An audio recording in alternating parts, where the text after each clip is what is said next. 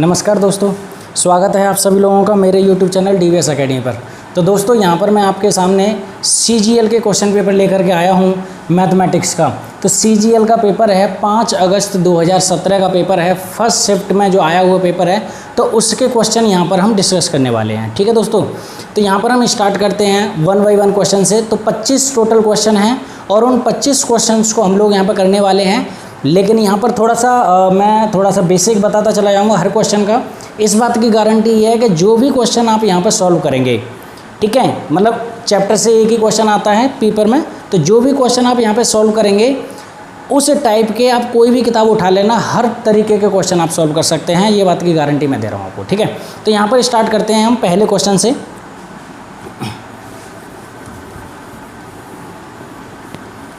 देखो यहाँ पे सबसे पहला क्वेश्चन क्या कहता है, देखो आपकी स्क्रीन पे है कि यदि x तथा y एक संख्या 3, 4, 7 x, y के 2 अंक इस प्रकार हैं कि संख्या 80 से पूरी तरह विभाजित हो जाती है, तो x प्लस y का मान ज्ञात करो। ठीक है, तो यहाँ पर देखो सबसे पहले हम क्या करेंगे, 3, 4, 7 x, y ये हमारी एक संख्या है और ये संख्या हमारी 80 से पूरी तरह से डिवाइड होनी चाहिए।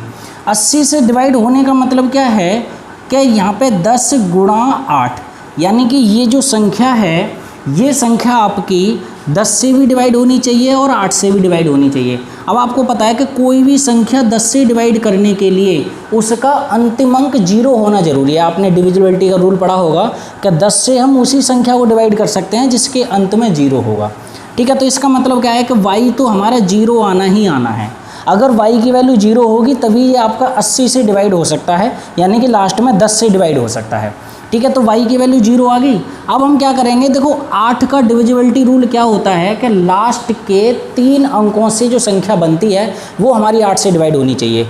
4 का क्या होता है कि लास्ट के 2 अंकों वाली संख्या। तो यहाँ पर क्या है कि ये वाली संख्या जो है ये आपकी 8 से डिवाइड होनी चाहिए। तो देखो यहाँ पर तो 0 हो गया, यानी कि देखो यहाँ लिख देता हूँ 7x 0, यानी कि यहाँ पर कोई ऐसा अंक होना चाहिए जिससे कि ये पूरा 8 से डिवाइड हो जाए। तो 8 से डिवाइड करके देखते हैं, तो 8 नीम 72 आ रहा है, मतलब 7 आगे आना चाहिए। तो 8 नीम 72 आ रहा है, तो x की वैल्यू आपकी 2 हो जाएगी। बात समझ में आ गई, x की वैल्यू कितनी हो जाएगी, 2 हो जाएगी। तो x की वैल्यू 2 होगी और y की वैल्यू 0 हो गई। तो इसका मतलब क्या है कि x प्लस वाई बराबर के 2 प्लस का 0 बराबर का 2 इसका आंसर आ जाएगा। यानी कि ऑप्शन इसमें कौन सा है, पहला ऑप्शन इसका बिल्कुल सही हो जाएगा। ठीक है, तो ये आपका पहला क्वेश्चन था। बढ़ते हैं हम अगले क्वेश्चन की तरफ।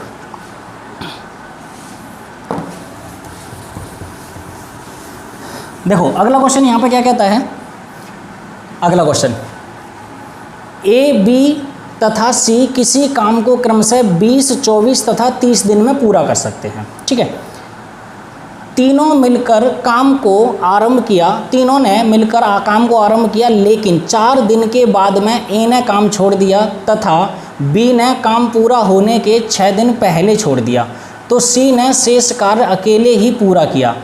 कुल कार्य को पूरा करने में कितने दिन लगेंगे, कार्य को पूरा करने में टोटल कितने दिन लगेंगे, हमको ये बताना है। तो देखो ऐसे सवालों को सॉल्व करने के लिए टाइम एंड वर्क का बहुत बढ़िया कंसेप्ट बता रहा हूँ। ऐसे सवालों को सॉल्व करने का मैं एक ऐसा कंसेप्ट बताऊंगा जो आपको इस सवाल को सॉल्व करने का ना, इस तरह के आप हर सवाल निकाल सकते हैं।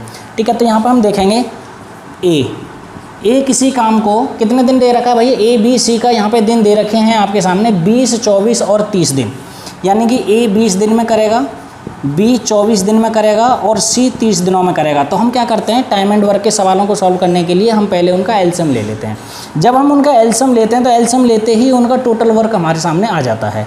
तो देखो भाई 20, 24 और 30 का जब आप एलसीएम लेंगे तो इसका आएगा 120। 20 से इसको डिवाइड करो तो 6 आ जाएगा, आपको पता है। 24 से डिवाइड करेंगे तो 5 आ जाएगा। 30 से डिवाइड करेंगे तो कितना आ जाएगा, 4 आ जाएगा। इसका मतलब क्या होता है भाई, मैं बता दे रहा हूँ आपको। ए 20 दिन में पूरा काम कर रहा है, टोटल कितना 120 यूनिट काम है, तो यानी कि वो एक दिन में 6 यूनिट काम करेगा। समझ में आ गया। बी एक दिन में 5 यूनिट काम करेगा, तभी तो वो 24 पंजे 120 यूनिट काम कर पाएगा। सी एक दिन में 4 यूनिट काम करेगा, तब जा करके वो 120 यूनिट काम कर पाएगा। ठीक है, तो अब हम क्या करते हैं, हमारे सामने यहाँ पे क्वेश्चन में ये दे रखा है कि काम शुरू होने के, तीनों ने मिलकर काम शुरू किया, काम शुरू होने के 4 दिन के बाद में ए ने काम छोड़ दिया, तथा बी ने काम खत्म होने के 6 दिन पहले छोड़ दिया। तो देखो भाई, ऐसे सवालों को सॉल्व करने के लिए हम क्या करेंगे, यहाँ पर डायरेक्ट हमारा आंसर आता है। तो आंसर कैसा आएगा, हम क्या करते हैं 120। देखो यहाँ से पहले मैं थोड़ा सा आपको कंसेप्ट समझा दूँ। ये ए है, ये बी है और ये सी है। ए तो कुछ दिनों बाद ही छोड़ करके चला जाएगा, बी काम करता रहेगा और सी भी काम करता रहेगा। तो यहाँ पर क्या कह रहा है, ए ने काम छोड़ दिया 4 दिन बाद में और बी ने काम ख़त्म होने के 6 दिन पहले छोड़ा है, ये 4 दिन तक, और बी ने सपोज करो काम यहाँ पर ख़त्म हो रहा है तो इसके 6 दिन पहले बी ने छोड़ा है। तो हमेशा ध्यान रखना, ऐसे सवालों को सॉल्व करने के लिए हम क्या करते हैं, जो काम शुरू होने के बाद में छोड़ के गया उस काम को हम माइनस कर देते हैं और जो ख़त्म होने से पहले छोड़ के जाएगा उस काम को हम प्लस कर देते हैं। तो यहाँ पर क्या कह रहा है कि ए 4 दिन बाद छोड़ के चला गया तो इसका 4 दिन का काम माइनस करेंगे। 120 टोटल है, इसका 4 दिन का काम, तो एक दिन में वो 6 यूनिट काम कर रहा है तो 4 दिन में 24 यूनिट काम करेगा। समझ में आ गया। और बी क्या काम कर रहा है, लास्ट से छोड़ करके जा रहा है, अंत से। तो जो भी अंत से छोड़ करके जाएगा उसके काम को हम प्लस करेंगे, ठीक है ना। तो बी कितना है, 5 यूनिट एक दिन में काम कर रहा है और 6 दिन पहले ही छोड़ के जा रहा है। तो हम क्या करेंगे, 5 गुणा 6 करेंगे और डिवाइडेड बाई। अब देखो, जो शुरुआत में छोड़कर चला गया वो तो चला गया, उसका तो हम अपॉन में लिखेंगे नहीं, उसके बाद में इन दोनों का लिखेंगे, बी का और सी का। कितना है भाई, बी का 5 है और सी का कितना है 4, तो 5 और 4 लिखेंगे भाई। यहाँ पे देखेंगे 120 ये हो गया, 4 छिंग ये हो गया, 4 छिंग 24 और 5 छिंग 30 हो गया। तो ये माइनस के 24 और प्लस का 30 कितना हो जाएगा, प्लस का 6 हो जाएगा। 6 हम इसमें ऐड करेंगे तो ये आ जाएगा 126 डिवाइडेड बाई 9। 9 से डिवाइड करो, 9 एकम 9, 9 चौक 36, यानी कि टोटल पूरे काम को ख़त्म होने में उसको 14 दिन लगेंगे। ठीक है भाई, 14 दिन में पूरा काम खत्म होएगा, यानी कि ऑप्शन इसमें तीसरा सही हो जाएगा। इसका आंसर आ जाएगा 14 दिन का। समझ में आ गया भाई आपको। अगला क्वेश्चन देखते हैं भाई।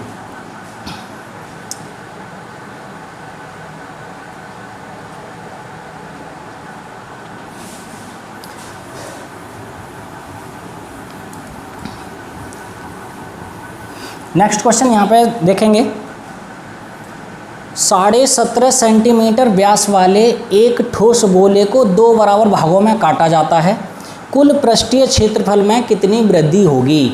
अब देखो, आपके सामने यहाँ पर ठोस गोला है।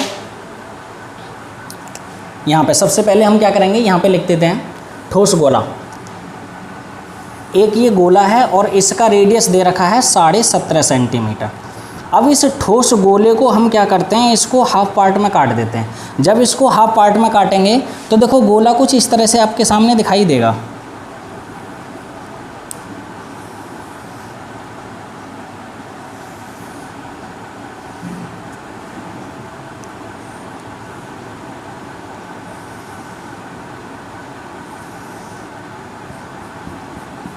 भाई इतना अच्छा ड्राइंग नहीं है, लेकिन फिर भी मैं आपको समझाने की कोशिश करूँगा कि जब उसको हाफ पार्ट में काटते हैं तो किस तरह से आपका दिखाई देता है। देखो, अब हमने ये हाफ पार्ट में काट दिया तो गोला हमारा कुछ इस तरह से दिखाई दे दिया। तो कहने का मतलब क्या है कि अगर मैं इसका टोटल सरफेस एरिया देखूं तो इसका टोटल सरफेस एरिया होता है 4πr²। बात समझ में आ गई। इसका टोटल सरफेस एरिया होता है 4πr²। जब इसको हम हाफ पार्ट में काट देंगे तो देखो यहाँ से ये आधा 2πr² ये वाला और 2πr² ये वाला, ये तो मतलब 4πr² तो बिल्कुल सेम रहेगा।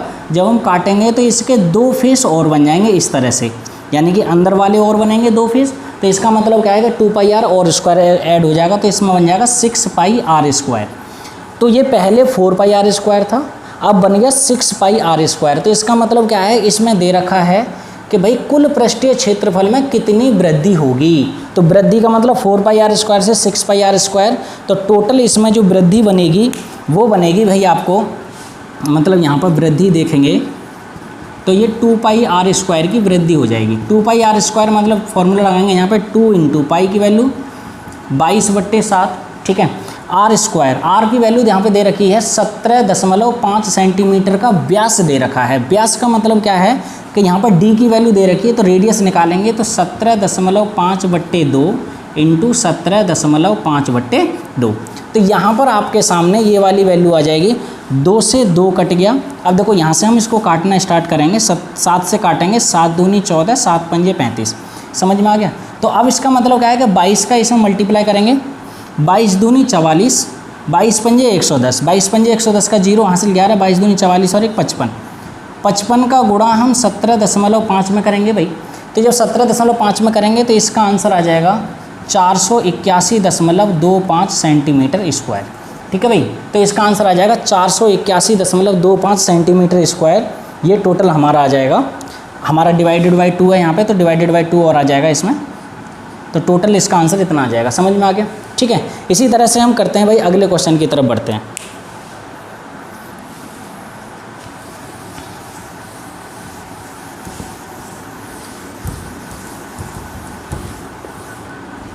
देखो नेक्स्ट क्वेश्चन यहाँ पे क्या कहता है, 34% की छूट के बाद एक वस्तु को 3168 रुपये में बेचा गया, वस्तु का अंकित मूल्य ज्ञात करो। 34% की छूट दी है, यानी कि डिस्काउंट दिया है 34% का। अब देखो यहाँ पे जब डिस्काउंट दिया है तो हम इस सवाल को देखो कैसे सॉल्व करेंगे। 34% का डिस्काउंट है, यानी कि 34% का जब डिस्काउंट है तो इसको हम कैसे लिखते हैं, 34/100। ठीक है, अब ये 34/100 है तो हम क्या करेंगे, यहाँ पर 2 से काटेंगे, 17/50। तो अब आपको ये पता है कि यहाँ पर जो डिस्काउंट दिया जाता है वो हमारा मार्केट प्राइस पे दिया जाता है, यानी कि अंकित मूल्य पर दिया जाता है। तो इसका मतलब क्या है कि ये आपका अंकित मूल्य यानी कि मार्केट प्राइस है, और 17 रुपये का डिस्काउंट है। तो 17 रुपये का डिस्काउंट देंगे तो कितने की बेचेंगे भाई, 33 में बेचेंगे, यानी कि 33 रुपये की बेचा जाएगा उसको। तो इसका मतलब क्या है कि जो सेलिंग प्राइस आएगा वो 33 रुपये आएगा, और इसमें कितना दे रखा है, 3168। तो इसका मतलब क्या है, जो सेलिंग प्राइस यहाँ पे लिख सकता हूँ मैं, सेलिंग प्राइस आएगा 50 माइनस के 17 यानी कि 33। तो 33 यूनिट की वैल्यू 3168 आ जाएगा। 11 से काटेंगे, 11 से 3 बार कटेगा, ये 11 दूनी 22 हो गया, कितना आ जाएगा भाई, 9 6, 11 8 88 और फिर 11 8 88, और फिर 3 से काटेंगे इसको तो 1 यूनिट की वैल्यू कितनी आ जाएगी भाई, 3 सत्ते 21 और 3 निम 27, 3 छिंग 18, 96 आ गया भाई 1 यूनिट की वैल्यू। हमसे पूछा है मार्केट प्राइस, यानी कि इसका अंकित मूल्य बताना है। तो अंकित मूल्य कितना है भाई, यहाँ पे 50 है, तो अंकित मूल्य बताना है तो 50 का गुणा करेंगे 96 में, तो कितना आ जाएगा, 0, 5 छिंग 30 हो गया, 5 निम 45, यानी कि 4800 रुपये इसका क्या आ जाएगा भाई, अंकित मूल्य आ जाएगा। समझ में आ गया? तो इस तरह से यहाँ पे क्वेश्चन को हम सॉल्व करेंगे। ठीक है, बढ़ते हैं हम अगले क्वेश्चन की तरफ।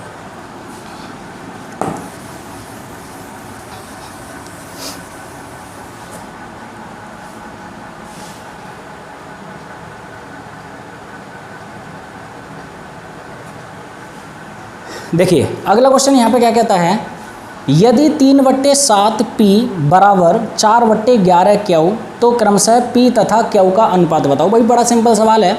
ठीक है, इस सवाल को देखो कैसे करेंगे, 3/7 P बराबर के 4/11 क्यू, तो P और क्यू का अनुपात बताना है। तो हम क्या करेंगे, यहाँ पर देखो P है और ये क्यू को हमने इसमें अपॉन में लिया है। बात समझ में आ गई? जब अपॉन में लिया है तो क्या होगा, 3/7 इधर जाएगा तो ये 4/11 के साथ में 7/3, यानी कि संख्या पलट जाएगी। तो कितना आ जाएगा भाई, 28/33। तो इसका आंसर आ जाएगा 28 अनुपात का 33 आ गया। भाई बड़ा सिंपल सवाल है, इसमें तो कुछ सोचने वाली बातें थी ही नहीं। ठीक है, तो हम बढ़ते हैं अगले क्वेश्चन की तरफ।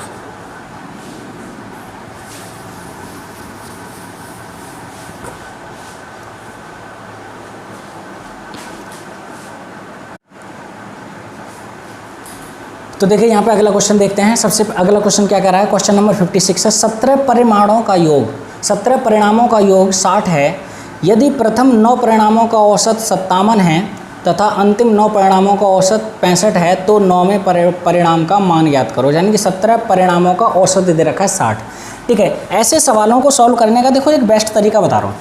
ये 17 का औसत दे रखा है 60, 9 का औसत दे रखा है 57 और फिर अगली 9 संख्याओं का औसत दे रखा है 65।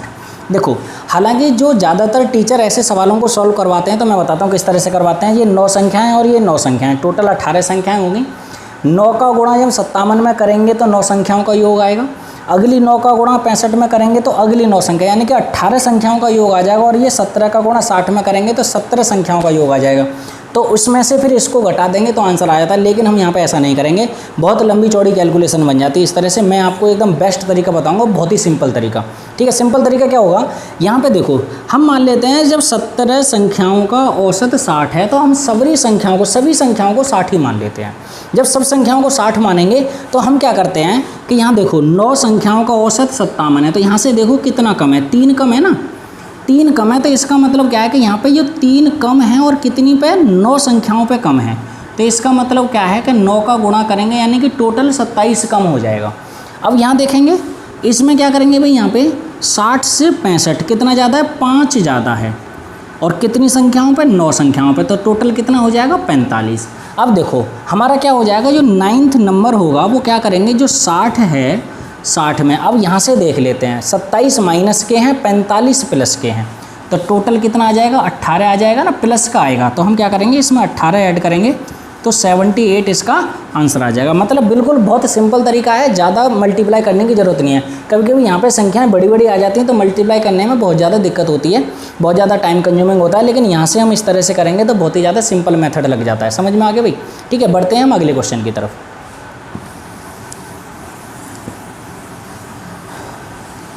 देखो अगला क्वेश्चन क्या कहता है यहाँ पे,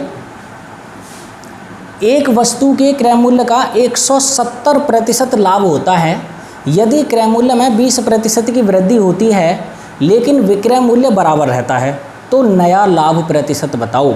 यानी कि 170% का लाभ होता है। 170% का लाभ का मतलब क्या है, 170/100, यानी कि सीपी अगर 100 है तो 170 का तो लाभ ही लाभ हो रहा है। तो हम यहाँ पे क्या करेंगे, सीपी को हम 100 मानेंगे तो सेलिंग प्राइस को मानेंगे 100 में से 170 ऐड करेंगे तो 270 रुपये आ जाएगा।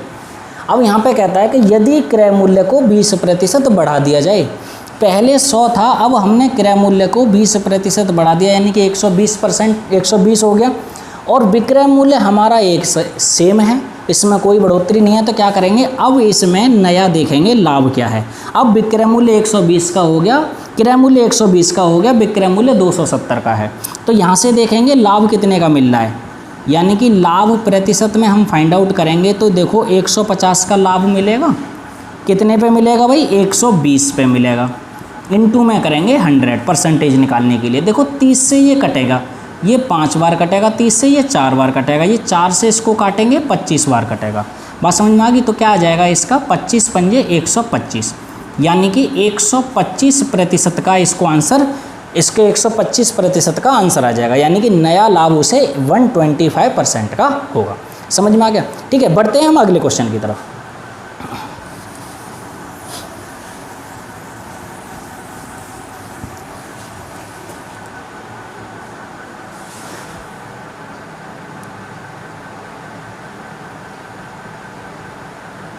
देखो नेक्स्ट क्वेश्चन क्या कहता है, किसी संख्या का 32% उसी संख्या के 17% से 120 अधिक है, संख्या का मान ज्ञात करो। यानी कि संख्या क्या है वो देखेंगे। भाई संख्या तो एक ही है, संख्या का 32% निकालें, 17% निकालें, दोनों में अंतर कितना आ रहा है भाई, 120 का आ रहा है। तो यहाँ पे देखो 32% और 17%। 32% का मतलब क्या होता है, संख्या को हम पूरा 100% मान लेते हैं, तो उस 100 में से 32 की वैल्यू और 100 में से 17 की वैल्यू, तो इन दोनों का अंतर यहीं से निकाल लो। कितने का अंतर बैठेगा भाई, 32 और 17, यानी कि ये आ जाएगा 15। तो 15% की वैल्यू 120 के बराबर है। 120 का अंतर आ रहा ना, तो हमें क्या करना है, संख्या निकालने के लिए हमें पूरा 100% की वैल्यू निकालनी होती है। तो क्या आ जाएगा भाई, सबसे पहले हम 1 यूनिट की वैल्यू निकालेंगे, 1% की वैल्यू, तो 120/15 हो जाएगा, इनटू में करेंगे 100। ये 15 से कितनी बार कटेगा, 8 बार कटेगा, तो यानी कि 800 आ जाएगा इसका आंसर। यानी कि वो संख्या हमारी 800 है। बात समझ में आ गई? ठीक है, बढ़ते हैं हम अगले क्वेश्चन की तरफ।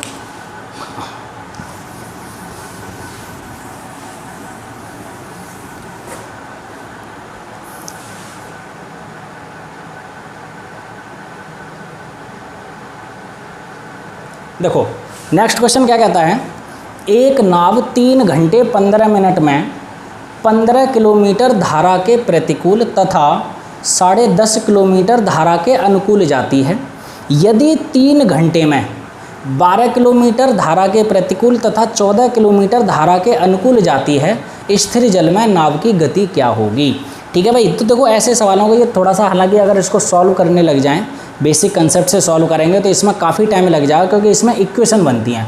लेकिन मैं आपको बेसिक कंसेप्ट नहीं, मैं आपको एकदम बिल्कुल सिंपल तरीका बताऊंगा कि इस सवाल को कैसे सॉल्व करते हैं और इसमें क्या टेक्निक लगती है और कैसे इस सवाल को सॉल्व करेंगे। ठीक है, तो सबसे पहले मैं आपको नाव और धारा का थोड़ा सा कंसेप्ट समझा दूँ।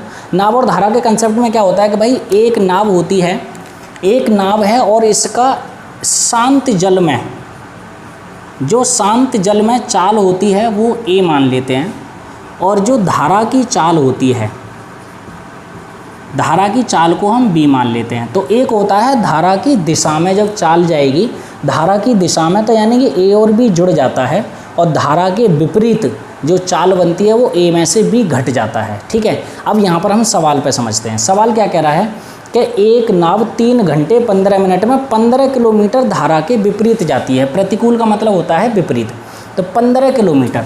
तो देखो भाई यहाँ पे क्या कह रहा है, 15 किलोमीटर जाती है धारा के विपरीत। धारा के विपरीत निकालने के लिए हमको ए माइनस बी करना पड़ेगा, और उसके बाद में तथा 10.5 किलोमीटर धारा के अनुकूल जाती है। 10.5 किलोमीटर 10.5 अनुकूल का मतलब ए प्लस बी। तो टोटल इसे कितना टाइम लग रहा है, इसे लग रहा है 3 घंटे 15 मिनट का। 3 घंटे 15 मिनट का मतलब क्या है कि यहाँ पे देखो, सबसे पहले हम क्या करेंगे, इसे 3 घंटे 15 मिनट को हम यहाँ पे पूरा एक साथ कन्वर्ट करेंगे। 3 घंटे कंप्लीट है, और 15 मिनट का मतलब क्या है कि इसको भी हम घंटे में बनाएंगे।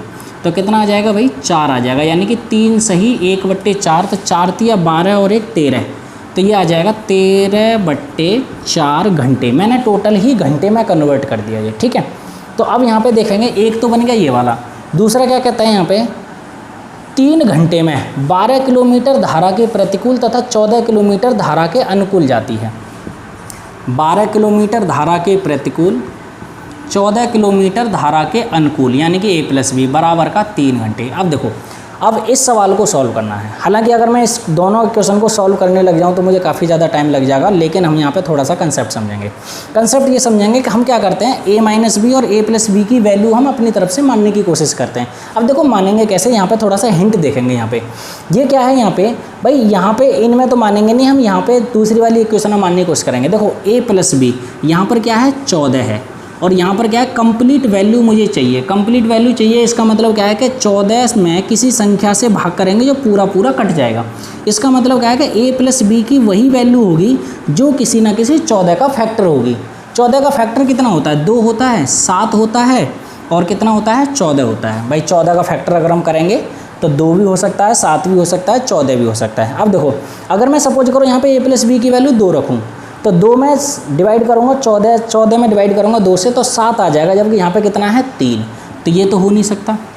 अब मैं 7 भी रखने की कोशिश करूँ तो 7 दूनी 14, यानी कि यहाँ पर 2 आ जाएगा।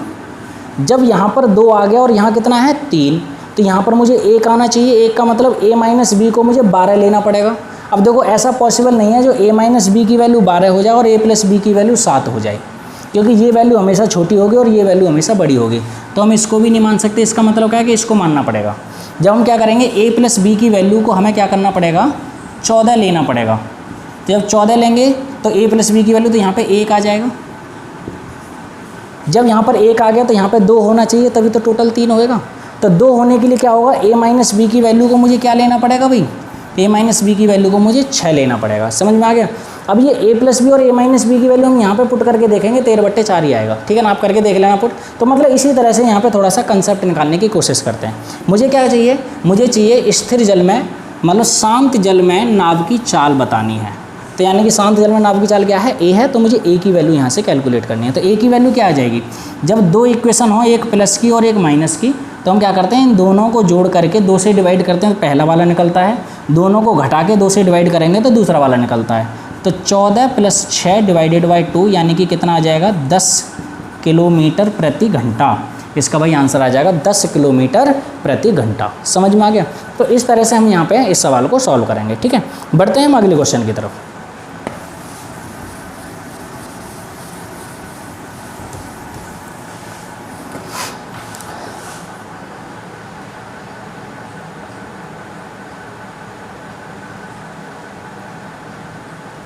देखो अगला क्वेश्चन क्या कहता है, एक व्यक्ति किसी निश्चित राशि को 5% की वार्षिक दर से साधारण ब्याज पर उधार देता है तथा 15 वर्षों में संयोजित ब्याज की राशि उधार दी गई राशि से 250 रुपये कम है। उधार दी गई राशि कितनी थी, ठीक है ना। तो आपको पता है, देखो यहाँ पे मैं सबसे पहले थोड़ा सा सिंपल इंटरेस्ट का कंसेप्ट आपको बताने की कोशिश करूँगा। हालांकि जब मैं पूरा चैप्टर कराऊंगा तो आप उसको और डिटेल में समझ लेना, लेकिन मैं यहाँ पे देखो किस तरह से शुरू कराऊंगा, यहाँ पे ध्यान पता चल जाएगा कि मतलब किस तरह से मैं अपना अप्रोच लगाता हूँ, किस तरह से यहाँ पे शॉर्ट ट्रिक लगाऊंगा, ठीक है। सबसे पहले यहाँ पे पूरा का पूरा जो कंसेप्ट होता है वो आपका रेट के ऊपर डिपेंड करता है। तो यहाँ पर रेट जो दे रखा है वो दे रखा है भाई आपका कितना दे रखा है, 5% का रेट दे रखा है, 5% वार्षिक, ठीक है। तो इसका हम ध्यान रखेंगे, 5% वार्षिक जब दे रखा है तो इसका मतलब 5/100 होता है। इसका मतलब क्या है कि 100 रुपये अगर उधार लेगा तो उसमें 1 साल में 5 रुपये का ब्याज लगेगा। अब हम इसको अगर हम काट दें तो ये कितना आ जाएगा, 1/20 आ जाएगा। इसका मतलब क्या है कि अगर उसने 20 रुपये उधार लिए तो 20 रुपये पर 1 साल में 1 रुपये की ब्याज लगेगी। और जब ब्याज लगेगी 1 रुपये की, मतलब ऊपर जो होता है वो ब्याज होता है और नीचे क्या होता है, मूलधन होता है। 1 साल में 20 रुपये पर 1 रुपये की ब्याज लगेगी। अब ब्याज जो साधारण ब्याज होती है वो हमेशा हर साल बराबर लगती है। तो यहाँ पर कह रहा है 15 साल में। तो अब आपको पता है कि 1 साल में 1 रुपये ब्याज है, तो 15 साल में टोटल ब्याज कितनी हो जाएगी, टोटल SI सिंपल इंटरेस्ट। तो 1 रुपये 1 साल 1 रुपये, तो 15 साल 15 रुपये।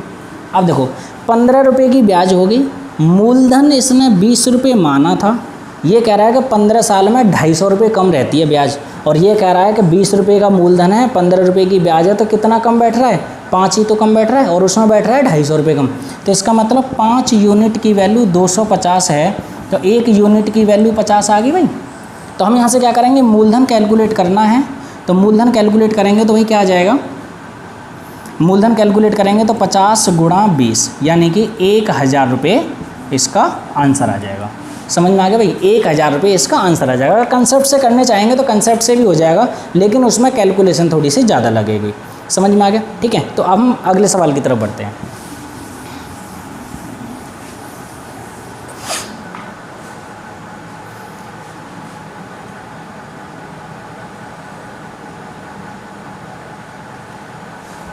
अगला सवाल अलजेब्रा के टॉपिक से है। यदि x बराबर 2 - √3 अपॉन 2 + √3 अपॉन 2 - √3, तो x + 1 अपॉन x का मान बताना है। ये दे रखा है भाई, यदि x बराबर 2 + √3 अपॉन 2 - √3, तो हमको बताना है भाई, हमें बताना है इसमें x + 1 अपॉन x की वैल्यू क्या होगी। तो हम क्या करेंगे, x की वैल्यू तो ये दे रखी है, और 1 अपॉन x की वैल्यू क्या होगा, इसका उल्टा हो जाएगा, ठीक है। तो हम क्या करते हैं, यहाँ पे हम डायरेक्ट निकालते हैं इसकी वैल्यू को, x + 1 अपॉन x, तो ये कितना हो जाएगा, 2 + √3 अपॉन 2 - √3, प्लस करेंगे इसका उल्टा, यानी कि 1 अपॉन x है ना, तो इसका उल्टा कर देंगे। इसका उल्टा क्या होगा, 2 - √3 अपॉन 2 + √3। एलसीएम लेंगे भाई, 2 - √3 और 2 + √3, इसका एलसीएम आएगा, इससे ये कट जाएगा। तो 2 + √3 का गुणा इसमें करेंगे, जब 2 + √3 का गुणा इसमें करेंगे तो क्या आ जाएगा, ये होल स्क्वायर बन जाएगा। प्लस लगाएंगे, 2 - √3 का गुणा इसमें करेंगे तो 2 - √3 का स्क्वायर हमारा यहाँ पे बन जाएगा। बात समझ में आ गई। इसको हम सॉल्व करेंगे तो क्या हो जाएगा, a + b का होल स्क्वायर, a - b का होल स्क्वायर। बात समझ में आ गई। हालांकि डायरेक्ट फार्मूला भी लगा सकते हैं, a + b का whole square plus a - b का होल स्क्वायर, डायरेक्ट फार्मूला भी होता है, लेकिन फिर भी कोई बात नहीं, यहाँ पे सॉल्व कर लेते हैं। a² + b² + 2ab होता है, तो a² का मतलब यहाँ पे 4 हो जाएगा, b² √3 का स्क्वायर करेंगे तो 3 आएगा, प्लस का 2ab प्लस 2 × a × b, तो यानी कि 2 √3। इसी तरह से यहाँ पे देखेंगे, ये 4 हो गया, a² + b² माइनस के 2ab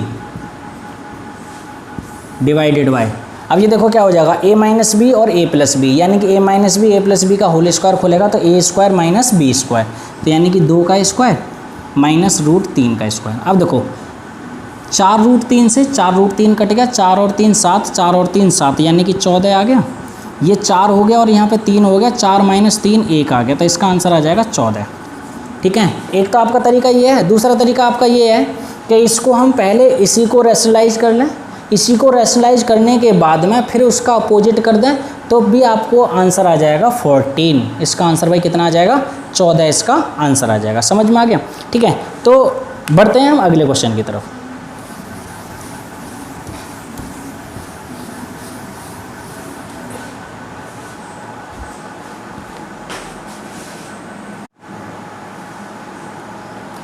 देखिए अगले क्वेश्चन की तरफ बढ़ते हैं। देखो अगला क्वेश्चन कितना बढ़िया क्वेश्चन है। यदि x बराबर 2 का √3 दे रखा है तो √2x प्लस के 1/√2x का मान ज्ञात करो। ठीक है, अपने आप में बहुत बढ़िया क्वेश्चन है ये दे रखा है x बराबर 2 प्लस के √3, तो हमें बताना है √2x, यहाँ से देखो √2x प्लस 1/√2x। तो हम क्या करेंगे, पहले हम देखो यहाँ पे लिख देते हैं √2x प्लस 1/√2x का मान बताना है भाई।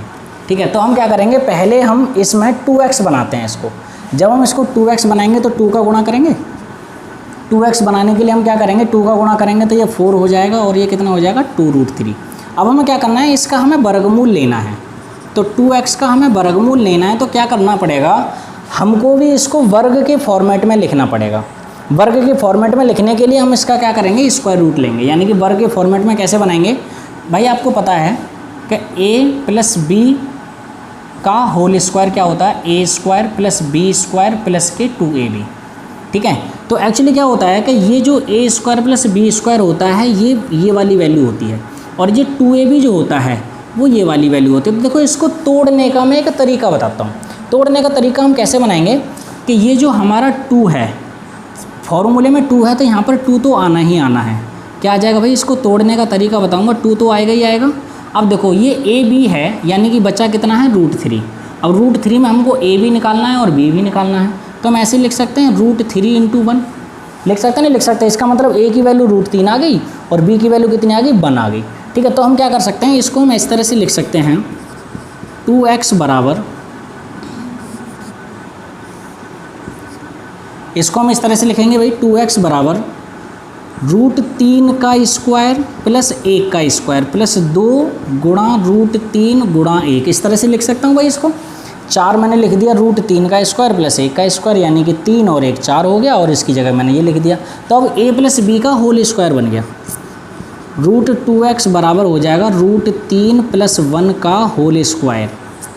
ठीक है, तो ये हो जाएगा √2x बराबर √3 प्लस का 1। अब हमें क्या करना है, हमें अपॉन की वैल्यू और कैलकुलेट करनी है। तो क्या करना है, 1/√2x निकालना है, तो 1/√3 प्लस 1। तो देखो हमें एक्चुअली करना क्या होता है, या तो आप √3 का ऊपर नीचे √3 प्लस 1 की जगह माइनस लगा करके ऊपर नीचे मल्टीप्लाई कर दो। लेकिन इसका मैं एक सिंपल तरीका बताता हूँ। बिल्कुल सिंपल तरीका क्या होगा, अगर हमारा इस तरह की फॉर्मेट आ जाए और इसमें हमें इसका अपॉन अगर निकालना हो, तो इसका अपॉन निकालने के लिए हम प्लस की जगह पर माइनस लिख देते हैं, √3 - 1। लेकिन हम क्या करते हैं, इन दोनों का वर्ग करके इनका अंतर देख लेते हैं कितना आएगा। भाई √3 का वर्ग 3 आ जाएगा और 1 का वर्ग कितना आ जाएगा, 1 आ जाएगा। तो इनका अंतर कितना आ जाएगा, 2 आ जाएगा। तो हम क्या करते हैं, अपॉन में 2 लिख देते हैं। ठीक है, तो यानी कि इसका आंसर ये डायरेक्ट आ जाता है। अगर ऐसा कुछ हो तो आप प्लस की जगह माइनस लगा दो, माइनस की जगह प्लस लगा दो, और इन दोनों का जो वर्ग करेंगे उसका हम डिफरेंस लिख देंगे अपॉन में। तो अपॉन में 2 आ गया। तो हमें क्या करना है, अब इन दोनों को ऐड करना है। ठीक है, तो मैं यहीं पे ऐड कर देता हूँ। ये आ जाएगा भाई √3 प्लस 1 प्लस के 1/2 √3 - 1। ठीक है, तो इस तरह से अगर मैं यहाँ पे ऐड करूँ इनको,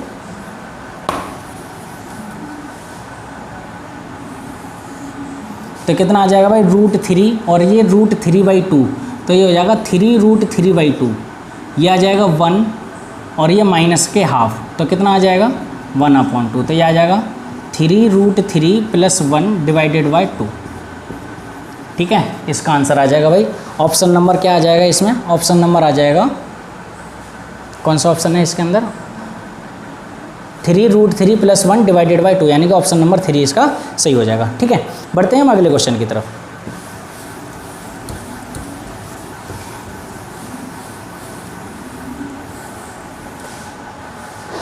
देखो अगला क्वेश्चन क्या कहता है, x प्लस 1/x बराबर 4। क्या है यहाँ पे, x प्लस 1/x बराबर 4। तो हमें निकालना है x की पावर 6 प्लस 1/x की पावर 6 की वैल्यू निकालनी है। बात समझ में आ गई। इसके देखो दो तरीके हैं सॉल्व करने का। पहले आप इसके स्क्वायर की वैल्यू निकाल लो, फिर उसके बाद में उसका क्यूब करके तो 6 पावर 6 में आ जाएगा, या फिर पहले इसकी क्यूब की वैल्यू निकाल लो फिर उनका स्क्वायर कर दो। तो पहले मैं आपको एक बता दूं, यहाँ पे फॉर्मेट बता दूं सिंपल सा। यदि a प्लस बी की वैल्यू k दे रखी है, ठीक है, यानी कि a प्लस 1/a की वैल्यू अगर k दे रखी है तो हमें a स्क्वायर प्लस 1/a² अगर निकालना होगा तो हम क्या करेंगे, इसमें k स्क्वायर माइनस के 2 कर देते हैं, ठीक है। और अगर हमें a³ प्लस 1/a³ अगर निकालना होगा तो हम क्या करेंगे, इसमें जो k दे रखा है a प्लस 1/a की वैल्यू k दे रखी है तो k की पावर 3 लगाएंगे और इसमें k का 3 गुने को घटा देंगे, ठीक है भाई। यहाँ पे ये सिंपल कंसेप्ट लगेगा ये वाला यहाँ पे। तो हम क्या करेंगे, यहाँ पे सबसे पहले हम निकालेंगे x³ प्लस 1/x³ की वैल्यू। तो यहाँ पे निकालेंगे तो ये 4 दे रखा है तो 4 की पावर 3 हो जाएगा और इसमें 3 गुने को घटा देंगे, तो यानी कि 4 गुणा 3 गुना घटा दिया तो कितना आ जाएगा, 4 चौक 16 चौका 64 में से 12 गए तो कितने बचे भाई, 52। अब हम क्या करेंगे, अगेन इसका हम स्क्वायर कर दें। तो स्क्वायर कर दें तो क्या हो जाएगा, x की पावर 6 हो जाएगा प्लस 1/x की पावर 6 हो जाएगा। तो हम क्या करेंगे, ये 52 दे रखा है ना, 52 का स्क्वायर माइनस के 2 करेंगे, यानी कि k का स्क्वायर माइनस के 2 कर दिया तो क्या आ जाएगा, 52 का स्क्वायर करेंगे तो 2704 आ जाएगा, माइनस के 2 2702 इसका आंसर आ जाएगा। बात समझ में आ गई, ठीक है। इस तरह से हम इन सवालों को सॉल्व करते हैं, ठीक है। तो बढ़ते हैं हम अगले सवाल की तरफ।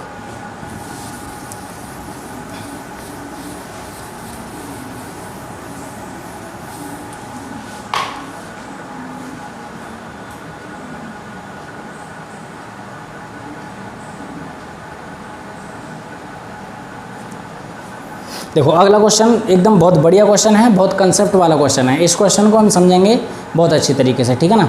तो अगला क्वेश्चन क्या कह रहा है, यदि y बराबर 2 - kx अपॉन 1 - kx, तो हमको वैल्यू कैलकुलेट करनी है। तो 1/y - 1 प्लस के 2y - 1/y² - 1, ठीक है ना। हमें इसकी वैल्यू कैलकुलेट करनी है और इसकी वैल्यू कैलकुलेट करने के लिए हमारे पास में ये ऑप्शन भी दे रखे हैं, ये ऑप्शन दे रखे हैं भाई। अब देखो इस सवाल को थोड़ा सा सॉल्व करने के लिए हमें थोड़ा सा कंसेप्ट समझना पड़ेगा। ऐसा नहीं है कि y की वैल्यू को आप यहाँ पे इसको उठा करके आप यहाँ रखेंगे और इसको फिर सॉल्व करने लग जाएंगे तो भैया इसमें बहुत ज़्यादा टाइम लग जाएगा। तो इसको हम क्या करेंगे, थोड़ा सा ट्रिक समझेंगे। हम क्या करते हैं, यहाँ पे वैल्यू पुटिंग से करते हैं इसको। वैल्यू पुटिंग मेथड क्या होता है कि हम यहाँ पे अगर x की वैल्यू को कुछ ना कुछ पुट कर दें तो यहाँ से y की वैल्यू आ जाएगी। तो मैंने क्या काम करा, इसमें मैंने x की वैल्यू पुट कर दी 0। जब x की वैल्यू 0 पुट कर दी तो y की वैल्यू कितनी हो जाएगी, 2 - 0 अपॉन 1 - 0, यानी कि y की वैल्यू आ गई 2। अब क्या करेंगे, अब इस y की वैल्यू को हम यहाँ पे पुट करेंगे तो इस इक्वेशन का कुछ ना कुछ मान आएगा। फिर जो ऑप्शन आपको दे रखे हैं x के टर्म्स में, फिर वहाँ पे x के टर्म्स में 0 पुट करने के बाद में देख लेंगे कौन सा ऑप्शन इसमें सही है। तो पहले हम क्या करते हैं, इसके अंदर हम y बराबर 2 पुट करेंगे। तो 1/2 - 1 प्लस के 2 दूनी 4 -1/2 का स्क्वायर -1, तो कितना आ जाएगा ये 1 प्लस के 4 - 1 3, 4 - 1 3, तो कितना आ जाएगा 1 ही आ जाएगा, तो यानी कि 2 आ गया। अब देखो जो भी आपका ऑप्शन जिसमें हमारा 2 आ जाए वही आपका आंसर है। क्या करेंगे, x की वैल्यू पहले वाले में देखो, पहला यहाँ पे ऑप्शन दे रखा है 1 + x ब्रैकेट में 2 - x अपॉन 2x - 1, ठीक है ना। तो इसमें पहला वाला ऑप्शन देखेंगे तो 1 + 0 2 - 0 डिवाइडेड बाय 0 - 1, तो कितना आ जाएगा, देखो 1 ये है 2 ये है, तो कितना आ जाएगा 2/-1, यानी कि माइनस के 2 आ जाएगा। भाई पहला तो नहीं हो सकता। दूसरा देखो, दूसरा क्या करेंगे, दूसरे में हम x की वैल्यू पुट करेंगे तो x की वैल्यू 0 रखेंगे तो 1 - 0 यानी कि 1 हो गया, 2 + 0 तो यानी कि 2 हो गया, 0 - 1 तो यानी कि -1 हो गया, तो ये भी -2 आ गया। इसका मतलब दूसरा भी नहीं हो सकता। तीसरा देखो, तीसरा क्या करेंगे भाई, 1 + 0, तो 1 + 0 2 - 0 डिवाइडेड बाय 1 - 0, तो देखो ये कितना 1 × 2 यानी कि 2 हो गया, डिवाइडेड बाय 1, तो 2 आंसर इसका, मतलब इसका आंसर तीसरा सही हो जाएगा। भाई इसका ऑप्शन कितना हो जाएगा, तीसरा बिल्कुल सही हो जाएगा। तो इस तरह से हम यहाँ पे इन क्वेश्चंस को सॉल्व करते हैं। समझ में आ गया।